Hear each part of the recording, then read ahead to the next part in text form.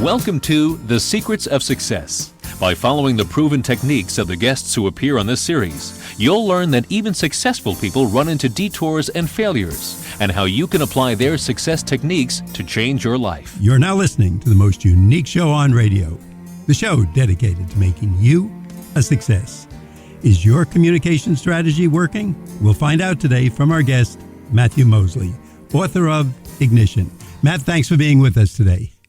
Wonderful to be here, and thank you so much for having me. Now, Matt, I'm going to start off by stealing something. I think it was on like the first page of your book. If communication is so important, why are we all so bad at it? What a great question, huh? That informed the whole process of writing this book. I started about 6 years ago because I was noticing that all the clients and the people and the organizations that I work with were really struggling with some of the most basic communication functions, and that I see a world where we are so hyper connected. Here I am calling in from Boulder, Colorado, but yet young people especially seem so isolated and they seem so alone, even through this hyper connectivity. And so I wanted to explore why that is and how could we help people and organizations especially, and give them and equip them with the right strategies and tactics for making better connections with people. I think this is something that should be a mandatory reading. We all have to read the classics in high school, but whether it's a college English course or business course, and I'm not just saying that to make you feel good, but so that people are aware of the different ways we communicate, what our actions, words, written words, verbal words are saying to the world. And you bring that out very well in your book. You also have a term, quantum communication. What is that? Quantum communications is a term that I came up with after I swim with a fellow named Jeff Bennett, who's a pretty famous astrophysicist. And he wrote the book Max Goes to the Moon, which was one of the first books. It was the first book ever read in space. And he said, what's interesting is if you related Einstein's theory of relativity to the act of communication, and that we are all sort of particles dancing around each other. And that as a communicator, when I say something or an organization or an ad that appears on the television, that ad can mean something the first time somebody sees it, and it can mean something the sixth time that they see it. It can mean something completely different. And so that what quantum communications means is that we are all susceptible to different interpretations and different messaging at different times. And as somebody who's, coaching people in communication, they do really have to think about that relationship and understand that how people, sort of relate to that. And so the real nut of quantum communications is that anything can happen, right? With the right words, the right context, the right timing, you can set the world ablaze. I mean, think of some simple words like, I have a dream, or ask not what your country can do for you. Those are words that rippled across time and space and not just were a part of history, but changed history. Now, you say that the message to readers of your book is to turn the focus outward. What does that mean to us as the audience? The most simple example that I could offer of that is that, I just read this article in the paper this Sunday. I think it was in New York Times, where, that there's a huge incidence of people on planes not behaving well, right? And so what they're thinking only of themselves, right? And that we have leaders and sometimes organizational leaders who really think only of the small picture and they only think of themselves. And so I encourage readers, and it's really a call to action through the book, is that we should always be thinking of something greater than ourselves. And a really good example of that is we work with an improv coach when we bring into some of our clients and teaching them the art of improv.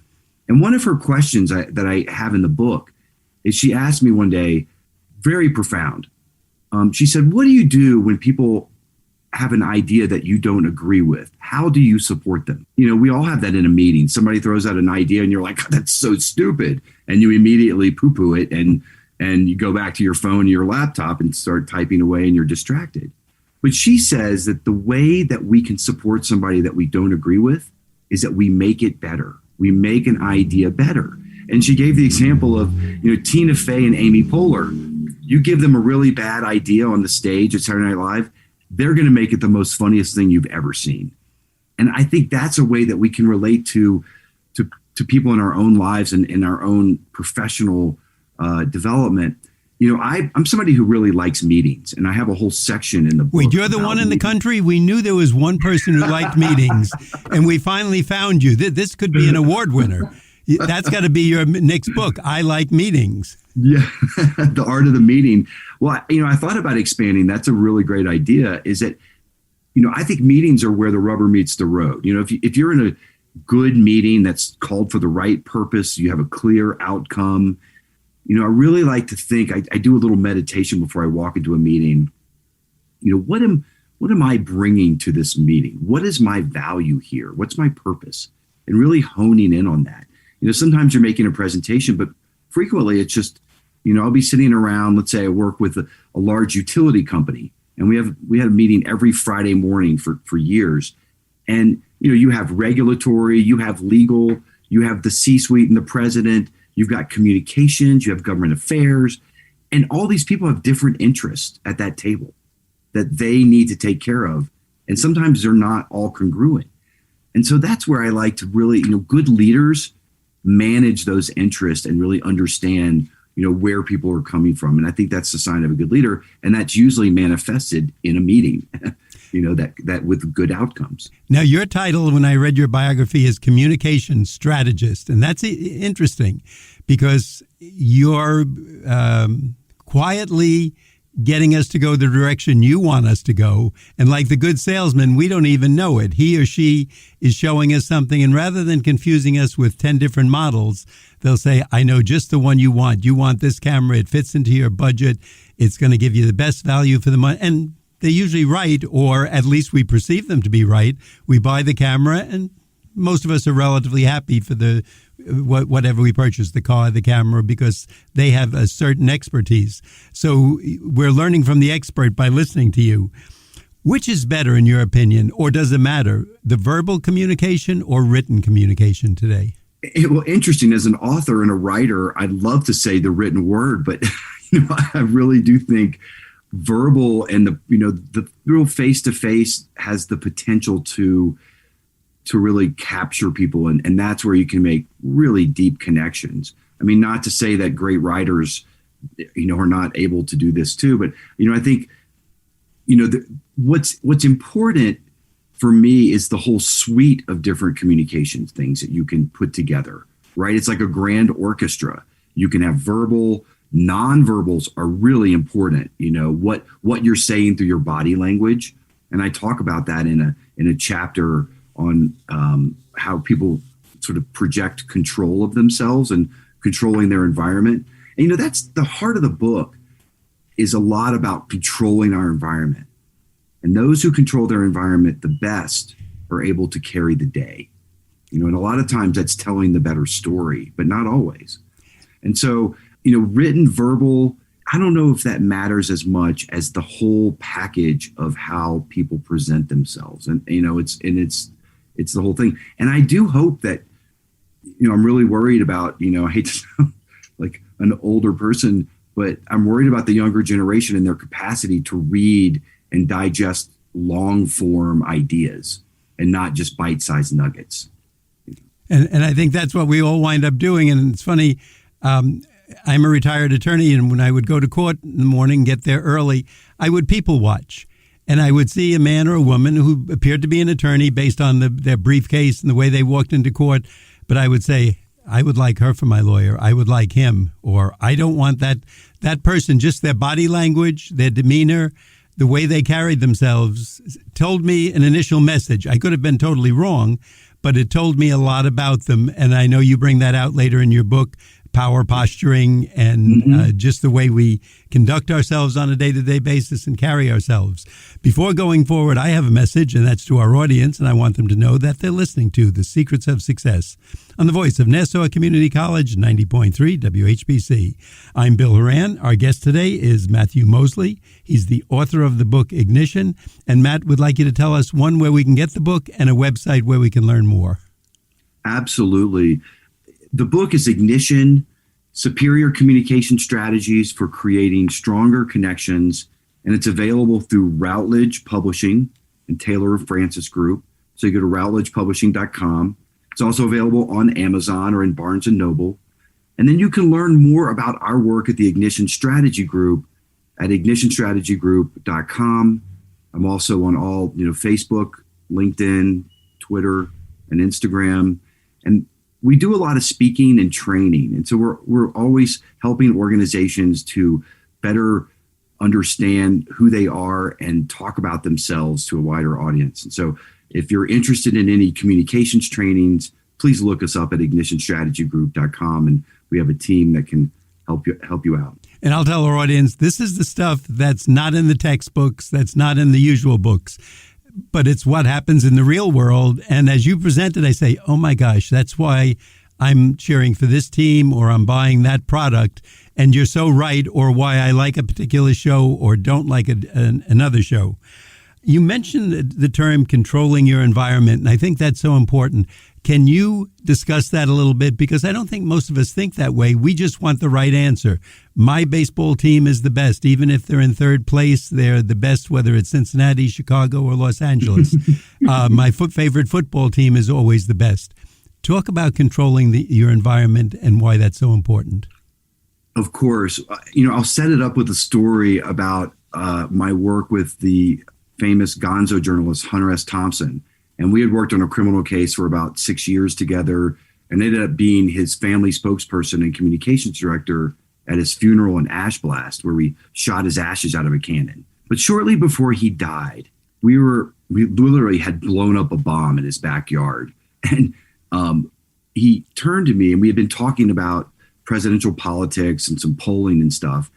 And he said, "Son, do you know the meaning of the word politics?"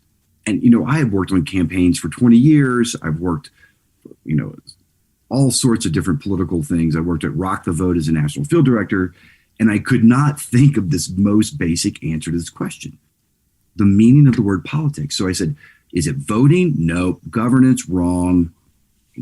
Campaigns? No. He said, "Son, the meaning of the word politics is the art of controlling your environment. And those who control their environment best win the day." And that's especially true in campaigns, but it's also very true in business and organizations, where we need to be the ones defining the agenda and setting the terms of the debate. Elon Musk knows this very well at Tesla. In business, controlling your environment there's a term called first mover advantage. And, there are risks to being there out front first, but there are also a lot of advantages in terms of, people are then responding to you. And so you're not in a reactionary posture. You're in a very proactive way of creating and controlling your environment. And then you're getting other people to come into that environment and react to that. So I think that's a way that we can look at life, organizations, and especially, let's say you're a company rolling out a new product. How do you then frame it so that people are, you're setting the terms of the debate and you're defining the language. So it's really important there. It's so interesting because I was thinking of a local sports show that I listen to. Actually, there's two competing ones in our area. And one of them, and you say there that when you're explaining, you're losing. And one of them will ask a question and they'll explain why. Not that this guy isn't good, not that he's the best. And by the time they get through it, they've lost me. I've lost the power of the question. The other one just goes into it. They'll ask the question, why aren't you in first place? Why are you in last place, or whatever? But that controlling the environment and having to explain, that seems to be a big thing. And again, we've been doing our show 33 years. I don't think I've ever heard anybody mention the term, and we've had communication people and people who are former actors, et cetera, and talking about improv in business. But that's a very interesting term, and the more I think of it, that's just what these people are doing. The commissioner comes on and tells us why they're doing it for us. And we know they're doing it to sell tickets. They don't care about the fan. We're sitting there 2 hours in the rain, and they're telling us we care about the fan. And they're creating the environment, but we kind of go with it after a half-hour show, and we buy the tickets again the next day. When you're talking about the first mover advantage, what does that mean to most of us when we're talking or acting in the daily world? It generally means, again, being proactive and not sort of sitting back and letting other people, sort of control your life, but that, you're out there doing, the call to action at the end of the book is about being a participant and not a spectator. And that, there are times at a baseball game to be a spectator, for sure. But in general, in our life approach, we want to be participants. We want to be in the ring. We want to be in there, because to not be is to relinquish our control and our responsibility. Especially if you're an organizational leader, you have a responsibility to define who you are and to be out there and to set, a proactive agenda about what you're doing to make the world a better place, or maybe get out of the way if you can't do that. And I find so many organizations sort of rest back and say, we have a work plan, but they don't really have an agenda for what they are moving forward. And that's where we come in, because I'm a really firm believer in communications planning. And I talk a whole lot about that in the book. In fact, the whole second part of the book is donated to that. And, of course, sometimes you're like, oh, communications planning, and you start to see people's eyes roll. Especially with the book, I see that a little bit, like, oh, ignition, that sounds interesting. Like, oh, it's a book about communication strategy. And they're like, oh, okay. But in terms of a secret of success, I firmly believe, and I lay this out through the whole book, that the very best leaders, the very best, people in life that are successful are really good communicators. And it doesn't mean they're always out there talking. That is not what being a communicator is about. It's amazing how you, yeah. No, I'm sorry to interrupt you. But as I was reading your book, as I said, I thought that was so fantastic, because this is the kind of underlying factors that, as you said, nobody teaches you this. It's not part of English. It's not part of history. It's not in the business class. But it's what makes that very good salesman or politician or teacher who gets up front. You say, why do I like that teacher so much more than the other? Well, they tune in on my likes and dislikes. They know how to hit the right buttons, and they don't confuse me. They're usually clear. They'll put the assignment on the board. They'll say there's a test Friday, and it'll be on Friday, and it'll come back marked Monday, not 3 months later. So they're efficient, which most of us like, and they fall into that place. You use the terms internal and external locus of control. What does that mean? You bet. And we were alluding to this earlier a little bit about your approach to the world. And I have a section in the book with Dr. Amy Cuddy, who's a Harvard psychologist, and she wanted to know if people felt weak inside, could they still project a strong outward persona that would then actually change their world inside? So that if they felt good outside, and the way she talks about it is she has one of the most popular TED Talks of all time on this subject. And then she talks a lot about like her students in the classroom, and that students who are really confident, or people that are in meetings, let's say, who are really confident, they are really big. They're wide. They take up space. People who are scared and fearful and not confident, they're very small. They twist their hair. They play with their face. They're looking at their phone. And when people look at their phone, it's changing the physical body composition, because your shoulders are hunched, your neck is down. It's not an active posture with the shoulders out and the arms engaged and the head thrusted forward. So she studied a lot of this behavior. And then she studied, and so that locus of control is how we approach the world. And so you might say, only if it's God's will I ever make it to the Newport Jazz Festival. I'll never be able to go. Or you could say, by golly, I'm going to make it my life's mission to go to the Newport Jazz Festival. I'm going to make it happen. I'm getting online. I'm going to buy that ticket. I'm going to find some friends. And you make it happen. And that's what I get back to about being proactive and not just sitting back and waiting for the world to happen to you. I think all of us love that person, whether it's our boss or our friend, who says with determination, I'm going to go to the game, or I am going to lead the company in sales this month, or I'm going to get the promotion. And whether it happens or not, you feel that they can literally, like you say, local control. They control that power. It's internal with them rather than hoping their boss will give them a promotion or hoping someone will give them tickets to the game. In fact, that's one of the parts of the book I like the most. I want to talk to you some more about that. But again, once again, I'm going to go back to communication and let our audience know that they're listening to The Secrets of Success on the voice of Nassau Community College, 90.3 WHPC. I'm Bill Horan. Our guest today is the author of the book Ignition. His name is Matthew Moseley. And Matt, will you tell us where we can get the book and again the website? Absolutely. You can go to routledgepublishing.com or Amazon or Barnes & Noble. And it's Ignition, Superior Communication Strategies for Creating Stronger Connections. And you can also visit us on our website at www.ignitionstrategygroup.com. And we'll ask you that at the end of the show again. So if our audience missed it, there's some fascinating, simple things in here. I mean, they couldn't be more simple. It's almost like saying, stand up straight and put your chest out. And yet what a difference that can make. And I remember, I'm going to say over 30 years ago, we had a guest on and he talked about, his whole book was about power, in our day-to-day actions, from where you put your desk to your chair, how you arrange people in a room, how you talk to them. Right now I'm using my hand. So I hope I'm becoming one of those bigger people and expanding the universe rather than shrinking back. But it is very interesting, and a lot of us do it without even thinking of it. The section about Dr. Cuddy that you mentioned, are there any tips you take from there, or when you're dealing with your seminars, that you tell people to evaluate themselves or that they can change fairly easily?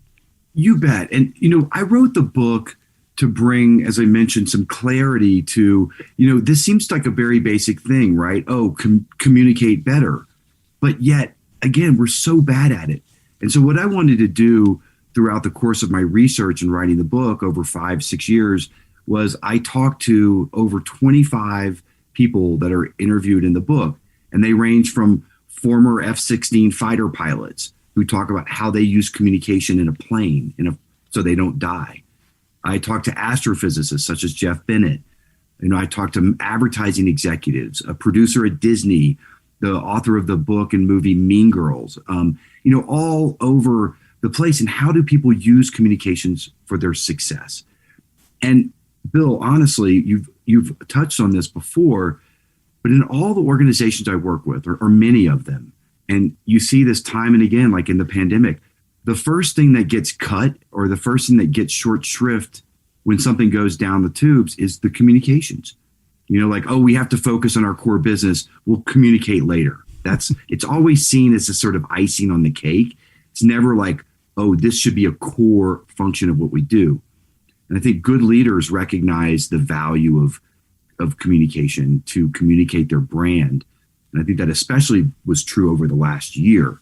Those who communicated better and more empathetic and built trust with their customers and their stakeholders were the ones that were surviving. So I think this is one of the most profound secrets of success is how we communicate better. In fact, when you mentioned the last year, of course, with the pandemic and everything that went on, it's almost like everybody was put at the starting line day one.